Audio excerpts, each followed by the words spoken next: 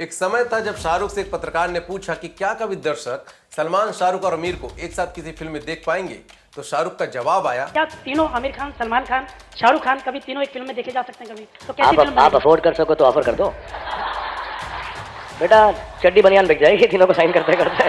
लेकिन आज एक ऐसा समय आ गया है जहां साउथ के सुपरस्टार एक फिल्म के लिए 300 करोड़ रुपए चार्ज कर रहे हैं और बॉलीवुड के किंग खान अंबानी की शादी में नाचकर पैसे कमा रहे हैं। खैर जोक सपाट, लेकिन सच्चाई यही है कि आज बॉलीवुड की फिल्में जहां एक के बाद एक धराशायी हो रही हैं, वहां साउथ फिल्म इंडस्ट्री की फिल्में बॉक्स ऑफिस पर नए रिकॉर्ड पर रिकॉर्ड बनाए जा रही हैं। लेकिन क्यों बॉलीवुड की फिल्मों को आज दर्शक नहीं मिल रहे हैं जो पहले कभी उन्हें देखने के लिए घंटों लाइन में खड़े रहते थे? आखिर क्या है वो कारण जिन्होंने बॉलीवुड को अर्थ से फर्श पर ला दिया है?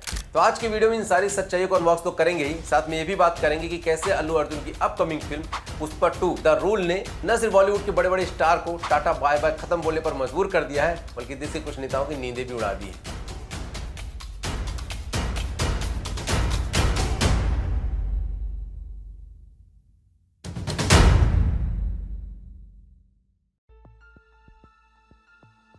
देखिए, साल 2020 में पैरासाइट फिल्म के लिए ऑस्कर जीतने वाले डायरेक्टर बॉन्ग जून-हो ने अपने एक स्पीच में एक बार कहा था कि जब 1 इंच भी आप सब टाइटल और लैंग्वेज बैरियर को तोड़कर आगे बढ़ते हैं तो आपको बहुत सारी अच्छी फिल्मों के दर्शन होते हैं। और आज उनकी ये बात बॉलीवुड और साउथ फिल्म इंडस्ट्री के लिए बिल्कुल फिट बैठती है। 5 दिसंबर को बड़े पर्दे पर पुष्पा 2 द रूल रिलीज होने वाली है और अभी हाल ही में पटना के गांधी मैदान में पुष्पा 2 का ट्रेलर लॉन्च किया गया, जिसमें फिल्म के हीरो तेलुगु सुपरस्टार अल्लू अर्जुन और रश्मिका मंदाना दोनों मौजूद थे।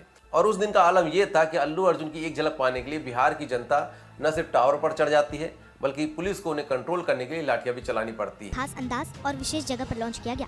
इसकी लॉन्चिंग बिहार के पटना गांधी मैदान में की गई, लेकिन पुष्पा 2 ट्रेलर की रिलीज के दौरान भीड़ में घमासान देखी गई, भगदड़ जैसी स्थिति बनी और पुलिस डंडे और लाठीचार्ज भीड़ पर करती नजर आई।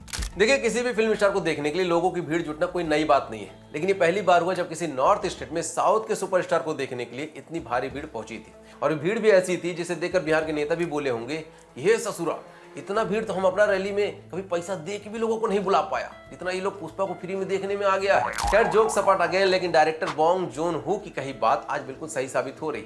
आज लोग सब टाइटल लैंग्वेज बैरियर को तोड़कर इतना आगे बढ़ चुके हैं कि जो कभी सिर्फ बॉलीवुड की फिल्मों तक ही सीमित थे, आज मराठी, बंगाली, उड़िया, कन्नड़ा सभी भाषाओं की फिल्मों को देख रहे हैं। अब सवाल यह खड़ा होता कि गुरु, आखिर ऐसा क्यों और कैसे हुआ? जिन फिल्मों को कभी रीजनल सिनेमा बोलकर उनको अनदेखा किया जाता था, आज वो फिल्में न सिर्फ पूरे भारत में बल्कि विदेशों में भी अपना डंका बजवा रही। तो इसका जवाब हम अगले चैप्टर में देखेंगे। पहले ये समझते हैं कि बॉलीवुड की असली पतन का कारण क्या है। देखिए, बॉलीवुड के पतन का वैसे बहुत सारे कारण, लेकिन मैं सिर्फ 3 मेन पॉइंट पर बात करूंगा। पहला, कमजोर स्टोरी लाइन और ओरिजिनलिटी की कमी। एक समय था जब दर्शक दृश्यम, भूल भुलैया, कबीर सिंह जैसी साउथ फिल्म की रीमेक भी बड़े चाव से देखा करता था, क्योंकि उस वक्त तक साउथ की फिल्में हिंदी में नहीं आ रही थी और बॉलीवुड उसका फायदा उठाता था।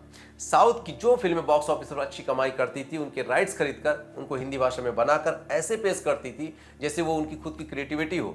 लेकिन पेंडेमिक के बाद ये हालात पूरी तरह से बदल गए, क्योंकि घर पर बैठकर लोगों ने यूट्यूब पर वो सारी ओरिजिनल फिल्में देख ली थी जिस पर रीमेक बनाकर बॉलीवुड अपना बाजार गर्म करने की तैयारी आगे कर रहा था। जैसे कि अक्षय कुमार की बच्चन पांडे, ऋतिक रोशन की विक्रम वेदा, अक्षय कुमार की लक्ष्मी और शाहिद कपूर की जर्सी, सनी देओल के बेटे करण देओल की फिल्म वेले और आमिर खान की लाल सिंह चड्ढा, रणवीर सिंह की शमशेरा। ये सारी फिल्में साउथ फिल्म इंडस्ट्री की ही रीमेक थी, लेकिन हिंदी बेल्ट में बनने के बाद ये सारी फिल्में धराशायी हो गई। और ये सब इसलिए हो रहा था क्योंकि जहां दर्शक इन सभी फिल्मों के ओरिजिनल पहले ही देख चुके थे, वहीं बॉलीवुड का वो एजेंडाधारी चेहरा जो फिल्मों की आड़ में वो छुपा कर रखा था, वो सबके सामने आ रहा था। और यही बॉलीवुड के पतन का दूसरा मेन कारण भी है। देखिए, देखा जाए तो बॉलीवुड आज से नहीं बल्कि सदियों से एक एजेंडे को लेकर फिल्म बनाते आ रहा है, जिसमें वो एक मजहब विशेष के लोगों को महान बताना, हिंदू समाज के लोगों को जातियों में बांटना, भारत की संस्कृति को नीचा दिखाना, हिंदू त्योहारों का मजाक उड़ाना, भारत की सेना और पुलिस को अत्याचारी बताकर आतंकवादियों को मासूम और भटका हुआ बताना। ऐसी सैकड़ों फिल्में बॉलीवुड सदियों से बनाते आ रहा है और यही काम वो रीमेक फिल्मों में भी कर रहा है। जैसे अक्षय कुमार की लक्ष्मी, जो कि साउथ की सुपरहिट फिल्म कंचना की रीमेक थी, लेकिन कंचना में जहां राघव एक हिंदू लड़का होता है, वहीं लक्ष्मी में अक्षय कुमार को न सिर्फ एक मुस्लिम बना दिया जाता है, बल्कि ये भी बताने का प्रयास किया जाता है कि कैसे हिंदू कम्युनिटी के लोग इनटॉलरेंस होते हैं, जो आज भी हिंदू मुस्लिम जैसे मुद्दे पर पड़े रहते हैं। और इसी तरह विक्रम वेदा, ओरिजिनल में जहां माधवन और विजय सेतुपति दोनों हिंदू रहते हैं, वहीं बॉलीवुड की विक्रम वेदा में विलेन यानी ऋतिक रोशन को बनाया जाता है हिंदू और नाम रखा जाता है परशुराम। और ईमानदार पुलिस सैफ अली खान होता है ईमान का पक्का अब्बास। वैसे इसके बारे में मैंने अपने इन 4 वीडियो में डिटेल में एक्सप्लेन किया है, लिंक नीचे डिस्क्रिप्शन में मिल जाएगा। तो इस वीडियो को देखने के बाद आप लोग इन 4 वीडियो को भी देख लीजिएगा, समझ में आ जाएगा। इसलिए इस वीडियो में अभी हम उस पर नहीं जाएंगे और बात करेंगे बॉलीवुड की पतन के तीसरे सबसे बड़े कारण की, जो है बॉलीवुड के कलाकारों का घमंडी बिहेवियर।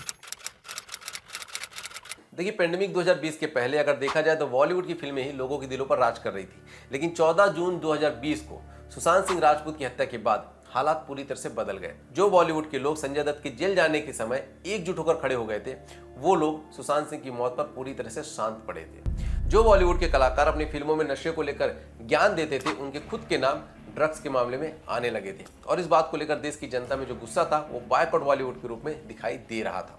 और इतना सब कुछ होने के बावजूद भी बॉलीवुड के फिल्मी सितारों का रवैया कुछ इस तरह से सामने आ रहा था। जाओ, nobody has forced you. हमने कहीं ना कहीं थोड़ी सी वो गलती कर दी कि हमने साइलेंस रखा था, वो हमारी शराफत थी और उसका एक एडवांटेज ले गया कि हमारी कमजोरी थी। Am I supposed to win from Delhi a chana bhatura play? खैर, ये तो वो कारण है जिसके कारण बॉलीवुड अर्श से फर्श में जा रहा है। लेकिन कुछ सालों में ऐसा क्या हुआ कि जिन साउथ फिल्म इंडस्ट्री को कभी रीजनल सिनेमा का टैग मिला हुआ था, आज वो पूरी दुनिया में अपना डंका बजवा रहा है।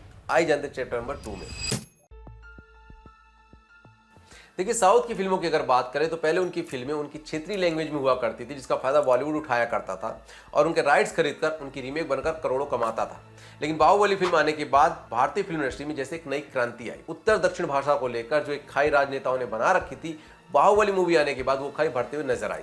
लोग भाषावाद को भूलकर दक्षिण की फिल्मों को देखने जाने लगे और इसका असर ये हुआ कि साउथ फिल्म इंडस्ट्री के निर्देशकों को भी ये समझ में आ गया कि जब उनकी फिल्में हिंदी बेल्ट में करोड़ों कमा रही हैं, तो वो खुद को रीजनल बैरियर में बांधकर क्यों रखें। और फिर एक के बाद जैसे कांतारा, केजीएफ, आरआर, पुष्पा ऐसी पैन इंडिया फिल्में आने लगी जिन्होंने न सिर्फ सबटाइटल और लैंग्वेज बैरियर की लाइन को क्रॉस किया, बल्कि सदियों से जिन फिल्मों को टैग दिया जाता था कि ये टॉलीवुड की फिल्म है, ये बॉलीवुड की फिल्म है, उन्हें खत्म करके सिर्फ एक नाम दिया, भारत की फिल्में, यानी कि भारतीय फिल्में। देखिए, साउथ की फिल्मों और बॉलीवुड की फिल्मों में अगर तुलना करें तो जहां बॉलीवुड आज भी अपनी फिल्मों में एजेंडा सेट करता है, वहीं साउथ फिल्म इंडस्ट्री सिर्फ एंटरटेनमेंट में ध्यान देती है। बॉलीवुड जहां अपनी फिल्मों को सिर्फ मेट्रो सिटी के दर्शकों को ध्यान में रखकर बनाता है, वहीं साउथ पूरे भारत के लिए फिल्में बनाता है। और सिर्फ इतना ही नहीं, साउथ फिल्म इंडस्ट्री न सिर्फ दर्शकों की पसंद को समझ रही है, बल्कि उनका सम्मान भी कर रही है। और यही कारण है कि जो पुष्पा अपनी फिल्म में किसी के सामने नहीं झुकता, वो बिहार के लोगों के सामने नतमस्तक हो जाता है। कभी झुकेगा नहीं, लेकिन आज पहली बार आपका प्यार के लिए झुकेगा।